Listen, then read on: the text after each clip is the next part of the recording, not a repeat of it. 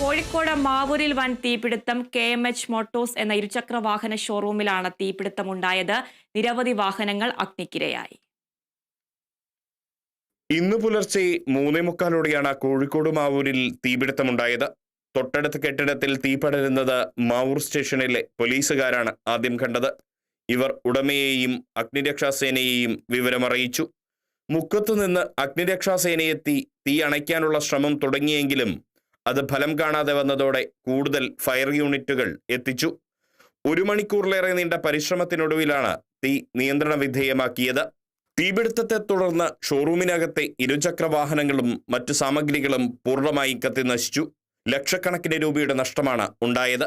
Short സർക്യൂട്ടാണ് അപകട കാരണമെന്ന് കണ്ടെത്തി. തൊട്ടടുത്ത സ്ഥാപനങ്ങളിലെയും വീടുകളിലെയും ആളുകളെ പോലീസ് ഇടപെട്ട് ഉടൻ മാറ്റിയിരുന്നു. തീ പടരാതിരുന്നത് വൻ ദുരന്തമാണ് ഒഴിവാക്കിയത്. Kerala vision news, Kozhikode.